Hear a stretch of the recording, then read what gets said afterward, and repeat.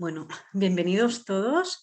Esta imagen yo identifico muchísimo la adopción con ella, porque la adopción, especialmente la internacional, pero no, creo que la nacional también es así, es algo como muy bestia de cortar algo en un árbol, ¿no? En una planta, y luego, aunque sea con el máximo mimo, lo enganchas en otra y es un verdadero pegote, ¿no? Y esta es la realidad de la adopción, que es un pegote que a veces pues salir muy bien y tiene muchas cosas bonitas, pero para que salga bien cualquier injerto requiere de muchos cuidados. Y uno de ellos creo que pueden ser estos grupos. ¿De dónde surge esta idea? ¿No? Esta idea un poquito surge de cuando yo trabajaba como pediatra, antes incluso de hacer el máster, pues de ver como muchas familias con su bebé recién nacido que no estaban tan bien como uno pudiera suponer que iban a estar y que muchas veces ni siquiera podían admitirlo, ¿no? Sí que a veces, y esto tenía que ver, me daba cuenta muchas veces con muchas cosas, desde la mitificación, ¿no? Que hay gente que a lo mejor está esperando un bebé con muchísima ilusión, hasta otra que, oye, es que no era deseado, no era esperado y viene o se esperaba para más adelante. También la mitificación de la familia en nuestra sociedad se vive de forma muy solitaria, la crianza, muy individual, y cuando hay tribu, a veces la tribu pues cuesta que sume, ¿no? Un poquito, ¿no? Era un poco que había una red, pero esta red no acababa a veces de funcionar, ¿no? Entonces yo me daba cuenta de que esto interfería en el vínculo con el bebé, porque sobre todo si la mamá no estaba bien o si mamá y papá estaban muy desbordados, era difícil ver a este bebé y entonces demandaban más, venían más urgencias, veías que había como angustia en no pocas familias, un poquito.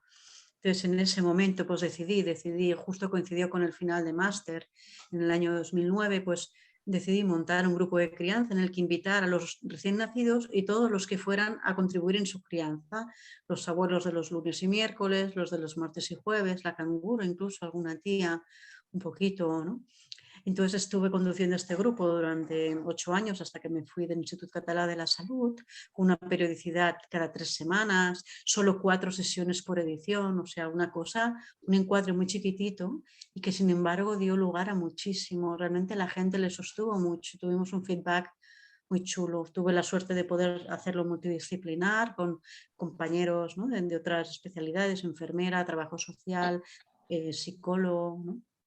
Y en estas, yo en el 2013 fui mamá adoptiva y me di cuenta de que en mí se movía lo mismo que se movía en los grupos de recién nacidos, que sobre todo era el duelo que en la adopción quizás es un poco diferente en la familia biológica, pero realmente de siempre, yo en estos grupos multifamiliares la gente podía hablar de lo que quisiera, además estábamos pediatra y enfermera, podíamos haber dedicado los grupos solo a puericultura o cosas de crianza y lo que salió en todos los grupos fue el duelo por esa vida que teníamos y que ahora ya no tenemos, porque esto no es exactamente lo que imaginábamos, porque no hay otros sitios donde poder expresar que a veces ser mamá y papá es muy duro y que sí que puedo dar ilusión, pero también hay tristeza, mucho cansancio, angustia, miedo. Y me di cuenta que todo esto se movía en mí y decidí pues extrapolar este modelo a las familias adoptivas. Y en estas, en el año 2018, dejé el Institut Català de la Salud para dedicarme profesionalmente sobre todo a las familias con crianzas más demandantes, específicamente y mucho adoptivas. Entonces ahora ya me centro un poquitín en la vida de la familia adoptiva, ¿no?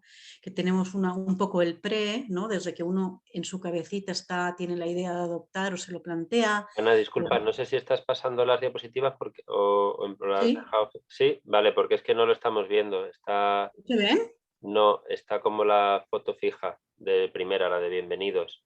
No está Anda, pasando la presentación. Yo te he vale, pues. mandado por chat el mensaje, Ana, que lo Ah, pasarás en modo vale. presentación. Sí, Y lo lo de. que Bueno, pasa es que no has abierto como presentación, sino diapositiva a diapositiva. Te ha faltado darle al de presentación, al vale, cuadradito. voy. No, que va. Estaba en el de presentación, sí. Sí, pues no está en la Aquí, presentación. aquí veis una línea que dice línea en la vida de la familia adoptiva. No, No. Vale, va pues a quedar la entonces. primera, Bueno, chicos, porque no pues. está pasando como presentación. Vale, vale. Voy a hacer un último intento y si no lo paso sin fotos. Para no. Vale, aquí sí que veis la imagen, ¿verdad? Sí, sí. Vale, pues voy a pasarlo desde aquí y ya está. A ver cómo hacerlo de una forma que sea más. Tiriririri. Vale. Aquí está, la veis bien, ¿verdad? Ahí sí. Vale. Entonces, hay varios momentos en la vida de la familia adoptiva. O sea, mi función es mucho ser una referencia a lo largo de toda la familia, de toda la vida, tanto desde la gente que se lo está planteando hasta ese momento de idoneidad. Muchas veces me consultan como pediatra cuando tienen una asignación y aprovecho ya para acompañarles en otros aspectos. En la internacional estaría el viaje de recogida y en la nacional esa primera adaptación. Y luego ya tenemos después de esta adaptación lo que es la infancia, adolescencia, que a veces se juntan, se llegan muy mayores, y la vida adulta. Entonces, ¿por dónde empecé yo ahí? Pues empecé con el de crianza en realidad, ¿no? Porque era extrapolar el modelo, que empecé antes de la pandemia presencial y luego ahora es semipresencial, ha ido fluidificando.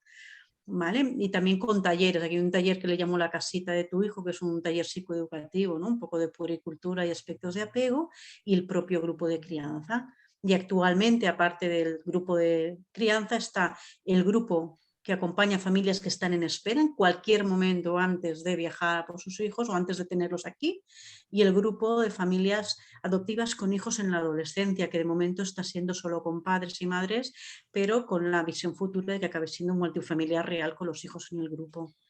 El objetivo de todos estos grupos es ser faro, ser referencia, que el propio grupo se convierta en referencia para que se pueda potenciar ese vínculo, ¿no? Porque para que haya este vínculo es importante los aspectos relacionados con el pollito, pero también mucho con el árbol, con papá y mamá.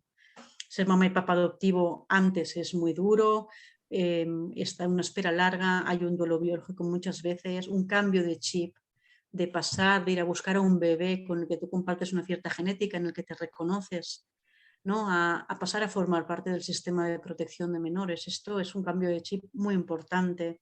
Muchas veces hay una pareja desgastada o una persona desgastada, ritmos diferentes, o simplemente acuden pues, con el deseo de aprender y formarse más.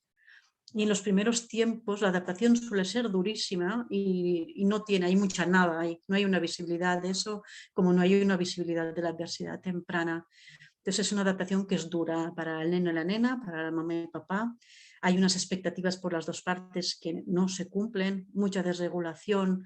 Son unos nenes que llegan con un sistema nervioso muy, muy estimulado, muy simpático por las nubes, y un mamá y un papá que muchas veces es difícil ofrecer esa calma necesaria para regular estas criaturas, que además manifiestan su ansiedad en forma de conductas muy disruptivas, a veces de reto, de moverse por todas las esquinas, más que disruptivas, como que cansan mucho, ¿no? Y que angustian a los mamás y papás.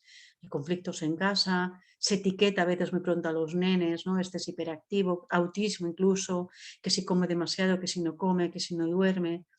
Y la exigencia para estos mamás y papás que ya saben que han de reparar, pero que en ese momento no pueden contactar con la realidad del trauma ni consigo mismos, ¿no? Y más adelante entramos en adolescencia, donde ya muchas veces llegan mucho más desgastados. Ha habido ya muchas dificultades en la escuela, más diagnósticos, a veces medicación. No son todos los casos, pero en más o menos siempre un sufrimiento añadido, generalmente relacionado con las exigencias de la escuela. Y más adelante también todo el tema del origen y las propias de la adolescencia, ¿no? Entonces en los grupos, sobre todo lo que yo intento, ¿no? Es que todos podamos ver más allá de nuestras conductas, ¿no? Esa nada que hay ahí, ¿no? Esas buenas razones que tenemos todos para funcionar como funcionamos, ¿no? Y sobre todo ellos, los nenes, esa comprensión. Construyo unas gafas de ver con las mamás y los papás para que puedan comprender que lo que hacen sus hijos tiene muchísimo sentido, aunque aquí ahora no esté funcionando muchísimo, ¿no? Explico un poquito cómo se constituye el cerebro, no tanto en cuanto a tamaño, cómo va creciendo, cómo se va ordenando y organizando en respuesta a la relación, ¿no? Como que el neurodesarrollo tiene que ver sobre todo con la experiencia de la seguridad, ¿no? De esta seguridad que se construye cuando sientes que ese adulto conecta contigo, con el bebé, y el bebé se siente reflejado, como decía Winnicott, de mirror y holding, ¿no? Con ese adulto que puede sostener y puede ser espejo y puede decir, cariño mío, te veo, pero todo va a ir bien porque yo estoy aquí contigo, ¿no? Ese cuerpo que regula y que está ahí presente y que más adelante permite la exploración ¿no? Lo que llamaremos el apego seguro, y cómo muchos niños pues, no han podido experimentar esa seguridad, ya no solo en la adopción, ¿no? Sino a veces ese adulto está, pero intermitentemente, entonces parece que está, pero nunca llegamos, ¿no? Sería ese apego ansioso ambivalente con una conducta de apego superactivada, o al revés, ese bebito que experimenta que lo suyo incomoda al adulto y que puede prever que cuando esconde lo suyo un poquito, el adulto está más por él y entonces ahí estamos en unas conductas más evitativas. Y luego lo más frecuente en el mundo del trauma y también el apego que en realidad se describió más tarde, que es el apego desorganizado, ¿no? Porque en los anteriores tenemos una conducta que puede ser previsible. Si yo me inhibo, mamá viene. Si yo la busco mucho, mamá acaba viniendo. En el desorganizado está el nivel de desorganización, de imprevisibilidad del adulto, que el cerebro no se organiza porque no puede haber una causa y consecuencia, ¿no? Y es el verdadero, ¿no? Es la emoción, es el terror, ¿no? Todo ¿Quieres esto ir que... finalizando, Ana? Sí, en los grupos, vamos para allá. Lo que explico un poco y lo que compartimos todos es lo que es la crianza terapéutica, ¿no? Como que los papás y mamás tienen razones para estar angustiados, pero un poco la comprensión de lo que ocurre en los nenes. Y quizá voy a acabar solo con una escena, ¿no? En el último grupo semipresencial de crianza estábamos en un parque, estaba haciendo la parte de conversación con los padres, ¿no? Con la parte, estaban repartidos la mitad, esta vez eran casi todo padres hombres, y como en un círculo. Y hay un momento en que estábamos hablando precisamente de las dificultades de uno de los niños recién llegado de Serbia con 8 años, en que el chico se plantó a medio del grupo y estuvo ahí, estuvo a gusto mientras íbamos conversando sobre el duelo. Y el chaval se reguló, es un chaval que estaba pasándolo muy mal, muy mal, muy mal. Y el otro día conversaba con sus padres adoptivos y me decían que él en Serbia estaba absolutamente adaptado, no solamente a su familia de acogida, sino que tenía un lugar en la comunidad. Y comprendí cómo ese grupo pudo contener a este chico, no solo a sus padres, sino a él, a sentir que empezaba a construir también una comunidad aquí. Así que muchísimas gracias